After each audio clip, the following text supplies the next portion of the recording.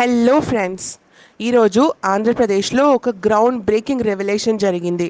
అసలు ఆంధ్రప్రదేశ్లో ఏం జరుగుతుంది, ఆంధ్రప్రదేశ్ ఎలా మారబోతుంది, అసలు ఏం అవ్వబోతుంది అన్నీ మన వీడియోలో చూద్దాం. ఫ్రెండ్స్, ముందుకెళ్లే ముందు please subscribe, like and share the channel. Me encouragement మాకు చాలా చాలా అవసరం. మీ సబ్స్క్రిప్షన్ మిమ్మల్ని మాతో టైడ్గా కనెక్టెడ్గా ఉంచుతుంది. దానివల్ల మా థాట్స్ మీ దాకా ఎప్పటికప్పుడు టైంకి చేరుకోగలుగుతాయి. Yes, let's dig in to the main video. ఇప్పటి వరకు ఆంధ్రప్రదేశ్ ఒక గేమ్ ఆడింది. ఏంటా గేమ్? నేను 3 ఫింగర్స్ని చూపిస్తాను, ఆ ఫింగర్స్ నుంచి ఒకటి పట్టుకో, నువ్వేం పట్టుకుంటే అది కరెక్ట్ ఆన్సర్ అని చెప్పి ఒక పెద్ద గేమ్ ఆడారు మన వైఎస్ జగన్మోహన్ రెడ్డి గారు. ఇప్పటి వరకు ఒక స్టేట్కి క్యాపిటల్ రాలేదు అంటే అది చాలా పెద్ద సిగ్గుచేటు. ఇప్పుడు రీసెంట్గా జరిగిన డెవలప్మెంట్స్లో మనకు కొన్ని కోటలు, ప్యాలెసెస్ బయటపడుతున్నాయి. ఆ ప్యాలెసెస్ ఎందుకు కట్టించారో, అసలు ఎందుకు క్యాపిటల్ ఆంధ్రప్రదేశ్కి తీసుకురాలేదో, అసలు ఏం డెవలప్మెంట్ చేశారు ఆంధ్రప్రదేశ్కి, అండ్ ఎందుకు ఇలాంటి వీడియోస్ పెడుతున్నారు, దేంట్లో అయితే వాళ్ళ సపోర్టర్స్ జనాలు ఏడ్చుకుంటూ జగన్ గురించి బాధపడుతున్నారో నాకైతే అర్థం కావట్లేదు. 10 ఏళ్ల క్రితం వరకు హైదరాబాద్ ఆంధ్రప్రదేశ్కి ఒక జాయింట్ క్యాపిటల్ లాగా ఉంది. దానివల్ల ఏంటి, హైదరాబాద్లో వచ్చే లాభాలు, హైదరాబాద్కి అయ్యే డెవలప్మెంట్, హైదరాబాద్ అయ్యే ఫైనాన్షియల్ ఎండార్స్మెంట్స్ అన్నీ కూడా ఆంధ్రప్రదేశ్తోని ఈక్వల్ షేర్లో ఉండేవి. అంటే ఇప్పుడు హైదరాబాద్ ఆంధ్రప్రదేశ్ జాయింట్ క్యాపిటల్ కాదు. So the state badly needs a capital. మొన్న రీసెంట్గా జరిగిన మీటింగ్లో చంద్రబాబు నాయుడు గారు ఒక బోల్డ్ స్టేట్మెంట్ చేశారు. తను ఏం చెప్పారంటే, ఇంకా 3 ఆటలు ఆపేద్దాం, అమరావతియే సోల్ క్యాపిటల్గా ఉంటుంది ఆంధ్రప్రదేశ్కి అని చెప్పారు. That has put an end to continuous discussions about the state capital. ఈ 3 క్యాపిటల్ ప్రపోజల్ ఎప్పటి నుంచి అయితే పుట్టబడిందో ఆ రోజు నుంచి కన్ఫ్యూజన్ అనే వర్డ్ జనాల మైండ్లో తిరుగుతూనే ఉంది. ఫస్ట్ ఆఫ్ ఆల్, క్యాపిటలే అన్ని సోర్స్ ఆఫ్ ఇన్కమ్ జనరేషన్కి పునాది ఒక స్టేట్కి. కానీ ఆ క్యాపిటల్ ఎక్కడుందో కూడా తెలియదు అన్నప్పుడు ఒక పర్సన్, ఒక కంపెనీ ఆర్ ఒక పెద్ద యూనిట్ అసలు ఆంధ్రప్రదేశ్లో ఎందుకు ఇన్వెస్ట్ చేస్తారు? వాళ్ళకే క్లారిటీ లేదు. నేను వెళ్ళి ఏ ప్లేస్లో పెట్టాలి ఇండస్ట్రీ అని వాళ్ళు ఆలోచించరా? అసలు ఏం జరిగింది? Let us deep dive into this topic. Capital game ఏంటి, ఎలా ముందుకెళ్తుంది, నాయుడు గారు ఆంధ్రప్రదేశ్కి ఎలా చేంజ్ తీసుకురాబోతున్నారనేది చూద్దాం. నాయుడు గారి అనౌన్స్మెంట్ రాగానే తను అమరావతిని సోల్ క్యాపిటల్గా అనౌన్స్ చేసిన తర్వాత ఆ క్యాపిటల్ని ఎలా డెవలప్ చేస్తారు, దాని డెవలప్మెంట్ని ఎలా ముందుకు తీసుకెళ్తారు అనే ఎక్స్ప్లెనేషన్ ఇచ్చారు. ముందుకెళ్లే ముందు అసలు ఈ క్యాపిటల్ స్టోరీ ఏంటో క్లియర్గా తెలుసుకుందాం. వైఎస్ఆర్ కాంగ్రెస్ పార్టీ గెలవగానే అది ఒక ప్రపోజల్ పెట్టింది, 3 క్యాపిటల్ మోడల్ ప్రపోజల్. ఈ ప్రపోజల్ పరంగా అమరావతి, విశాఖపట్నం అండ్ కర్నూల్ 3 జాయింట్ క్యాపిటల్స్గా ఉంటాయి ఆంధ్రప్రదేశ్కి. అమరావతిలో లెజిస్లేటివ్ పార్ట్ ఉంటుంది, విశాఖపట్నంలో ఎగ్జిక్యూటివ్ పార్ట్ ఉంటుంది అండ్ కర్నూల్లో జ్యుడిషియల్ పార్ట్ ఉంటాయి. కాబట్టి Amaravati is a legislative capital, Visakhapatnam is an executive capital and Kurnool is a judicial capital. ఈ 3 క్యాపిటల్స్ ఉండడం వల్ల ఆంధ్రప్రదేశ్ డెవలప్ అవ్వదు అని ఎప్పటికప్పుడు అందరూ విశ్లేషించి చెప్తూనే ఉన్నారు. కానీ వైఎస్ఆర్ కాంగ్రెస్ పార్టీ అసలు వీటన్నిటికీ అసలు చెవు కూడా వేయలేదు. అది కాకుండా ఎన్నో రకాల డిబేట్స్, ప్రొటెస్ట్ కూడా అయ్యాయి ఈ 3 క్యాపిటల్ మోడల్ని ప్రపోజ్ చేసిన తర్వాత. దానికి రీజన్స్ లేకుండా పోలేదు. అమరావతి, విశాఖపట్నం, కర్నూల్ 3 ఒక డిఫరెంట్ అట్మాస్ఫిరిక్ కండిషన్స్లో ఉన్న ప్లేసెస్. మూడిటికి డిఫరెంట్ రిసోర్సెస్ ఉన్నాయి. 3 ప్లేసెస్లో డిఫరెంట్ టైప్ ఆఫ్ పీపుల్ ఉన్నారు. ఒక స్టేట్ ఒక డెవలప్మెంట్ సైడ్ వెళ్ళేటప్పుడు ఒక క్యాపిటల్ ఆ స్టేట్కి డెవలప్మెంట్ చేయడానికి హెల్ప్ చేయాలి, కానీ దాన్ని కన్ఫ్యూజన్లో పడేయకూడదు. అమరావతిని లెజిస్లేటివ్ క్యాపిటల్ అంటున్నారు, కర్నూల్ని జ్యుడిషియల్ క్యాపిటల్ అంటున్నారు. కానీ legislature and judicial things are interrelated to each other. విశాఖపట్నంని ఎగ్జిక్యూటివ్ క్యాపిటల్ అంటున్నారు. ఏదన్నా టాస్క్ ఎగ్జిక్యూట్ చేసే ముందు జ్యుడిషియల్ అండ్ లెజిస్లేటివ్ పర్మిషన్స్ ఎప్పటికప్పుడు అవసరం పడుతూనే ఉంటాయి. ఇమాజిన్ వన్ థింగ్, రేపు ఆ 3 క్యాపిటల్స్ మధ్యలో ఎలాంటి మనస్పర్ధలు వచ్చినా, ఎలాంటి భేదాలు వచ్చినా కూడా అప్పుడు ఎన్ని రకాల గొడవలకి దారితీస్తుంది. డిసిషన్ తీసుకునే పవర్ ముగ్గురు మనుషులకి పంచినప్పుడు ఆర్ ముగ్గురు ప్లేసెస్కి పంచినప్పుడు కన్ఫ్యూజన్ రావడం తప్ప అక్కడ ఏది జరగదు. సపోజెడ్లీ ఒక్క క్యాపిటల్ ఉన్నప్పుడు ఏ గవర్నమెంట్కైనా, ఏ టైర్ 1 కంపెనీకైనా, ఏ ఫారిన్ ఇన్వెస్టర్కైనా అక్కడ ఇన్వెస్ట్మెంట్ చేయాలనిపిస్తుంది. కానీ మూడు ఆప్షన్స్ ఉన్నప్పుడు ఎవరి చాయిస్ వాళ్ళదే. కాబట్టి ఒక క్యాపిటల్ సరిగ్గా డెవలప్ అవ్వదు. ఇవి కాకుండా అమరావతిలో చాలా విషయాలు జరిగాయి. అక్కడ ఎంతోమంది భూమి దానం కోసం ముందుకొచ్చారు.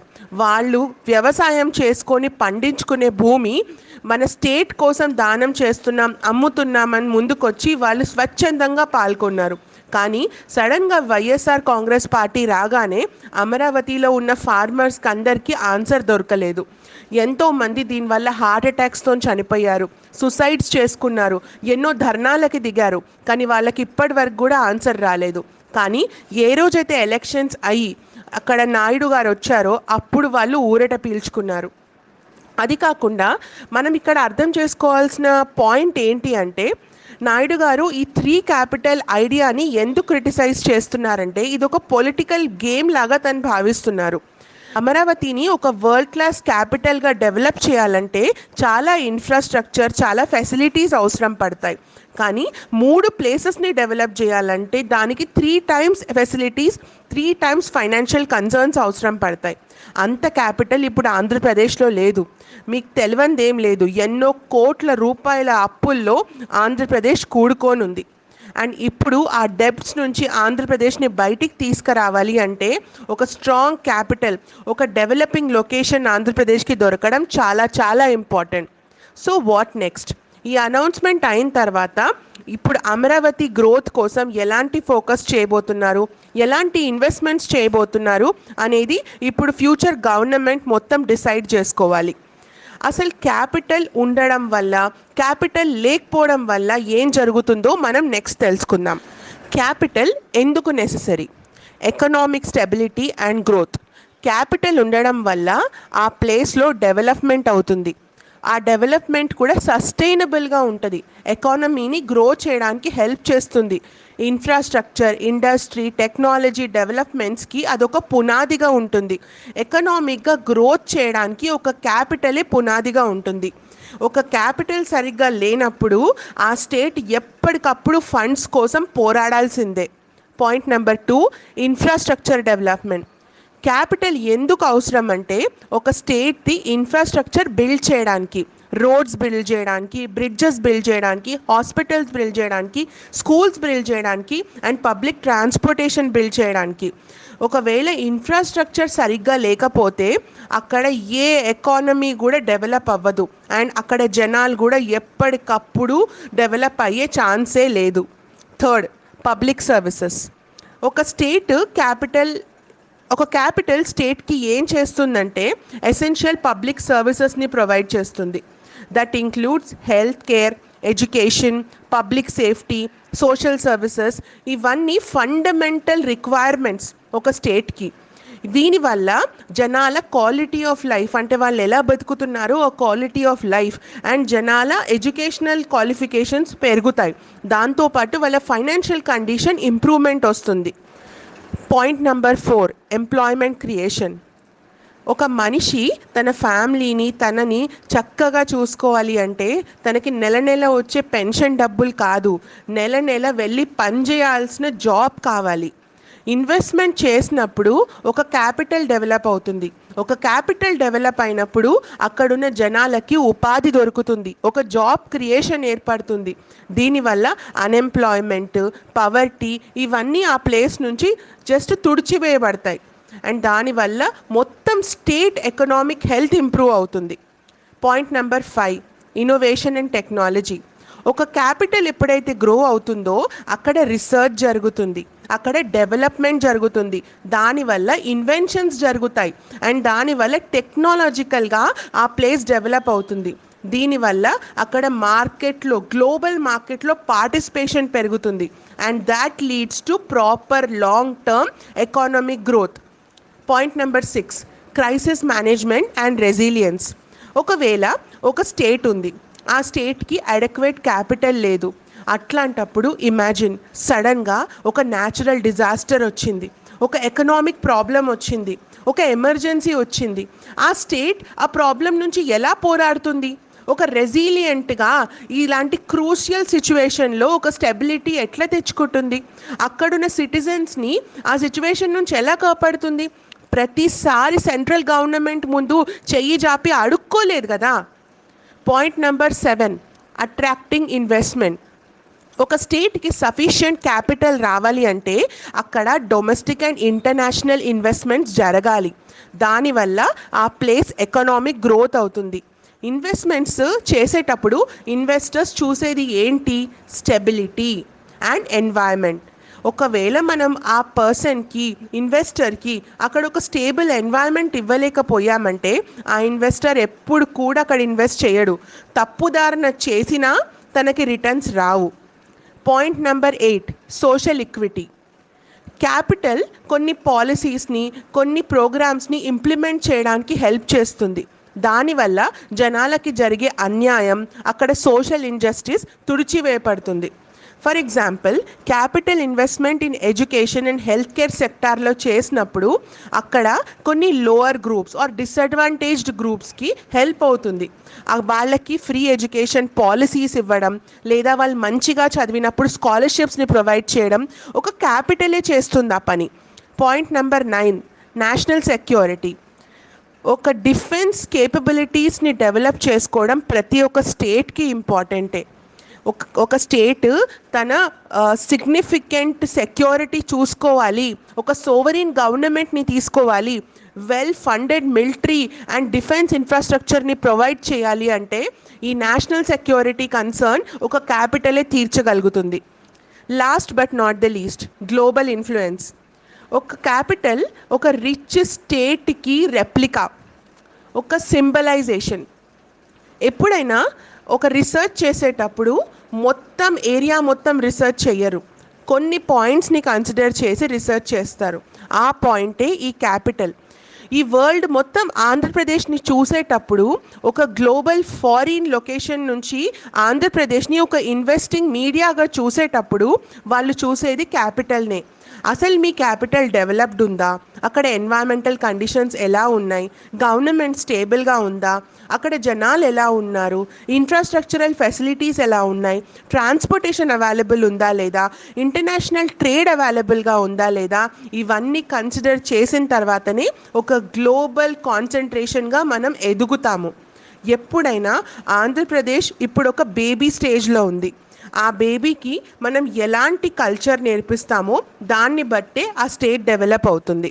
సో ఆ capital is the foundational element for any states economic development. ఒక స్టేట్ సోషల్గా డెవలప్ అవ్వాలన్నా, స్టెబిలిటీ రావాలన్నా, ప్రాపర్ సర్వీసెస్ ప్రొవైడ్ చేయాలన్నా, ఇన్ఫ్రాస్ట్రక్చర్ డెవలప్ అవ్వాలన్నా, జనాలకి జాబ్ రావాలన్నా, క్రైసిస్ మేనేజ్ చేయాలన్నా, you name it, we all need a capital for any kind of a state. ఇప్పటి వరకు జరిగిన కన్ఫ్యూజన్ చాలు, ఇప్పటి వరకు జరిగిన ఆట చాలు. వైఎస్ఆర్సీపీ పార్టీ చేసిందో, టీడీపీ పార్టీ చేసిందో, లేదా జనసేన చేసిందో జనాలకి అనవసరం. వాళ్ళకి కావాల్సింది ఒక క్యాపిటలే.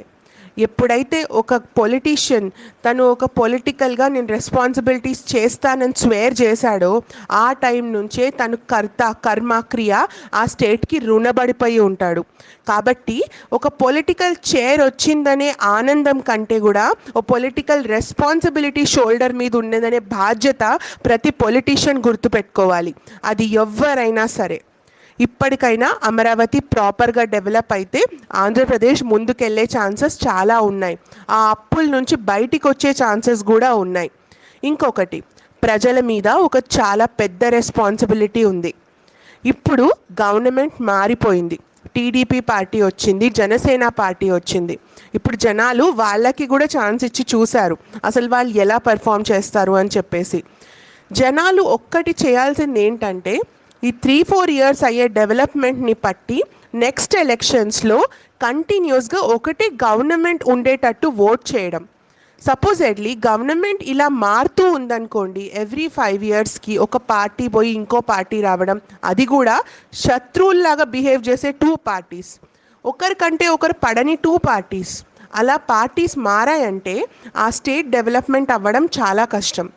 ఒకవేళ చంద్రబాబు నాయుడు గారు, పవన్ కళ్యాణ్ గారు వాళ్ళ మాట మీద నిల్చొని ఆ స్టేట్ని ప్రాపర్గా డెవలప్ చేయగలిగితే they should be re-elected for their post. దానివల్ల ఒక గవర్నమెంట్ స్టేబుల్గా ఆంధ్రప్రదేశ్ని డెవలప్ చేయగలుగుతుంది. అండ్ ఇప్పుడు ప్రజెంట్ ఉన్న ఆంధ్రప్రదేశ్ ఉన్న సిచ్యువేషన్లో గవర్నమెంట్ స్టెబిలిటీ చాలా చాలా ఇంపార్టెంట్. మీకు తెలుసా ఇండియా ఎందుకు ఇంత డెవలప్ అవుతుందో? రీసెంట్గానే మనం డెవలపింగ్ నేషన్స్లోకి వస్తున్నాం. రీసెంట్గానే మనని అందరూ పొగుడుతున్నారు. దానికి ఎన్నో రీజన్స్ ఉన్నాయి, I agree. But one of the reason is the stability of the government. Modi government last 3 terms నుంచి కంటిన్యూస్గా ఇండియాని రూల్ చేస్తుంది, ఇండియాని పొలిటికలీ గైడ్ చేస్తుంది.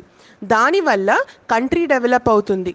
ఒకవేళ గవర్నమెంట్ ప్రతిసారి మారితే పాలసీస్ మారుతాయి, గవర్నింగ్ థింకింగ్ మారుతుంది, అండ్ డెవలప్మెంటల్ ఆస్పెక్ట్స్ మారుతాయి. కాబట్టి దానివల్ల ఒక వేలో ప్రోగ్రెస్ అనేది జరగదు. I don't say government change అవ్వద్దు అని నేను అనట్లేదు, అవ్వాలి. కానీ ఆంధ్రప్రదేశ్ ఉన్న కండిషన్లో ఒక స్టేబుల్ గవర్నమెంట్ చాలా చాలా అవసరం. Thank you friends for listening to the video. ఇవన్నీ జస్ట్ నా థాట్స్, నా థింకింగ్. ఎవరిని కూడా నేను ఇన్సల్ట్ చేయాలని, ఎవరి మనోభావాలని బాధ పెట్టాలని నా ఒపీనియన్ కాదు. అండ్ ఫ్రెండ్స్, ముందుకెళ్లే ముందు please like, subscribe and share the video. జై హింద్, జై భారత్.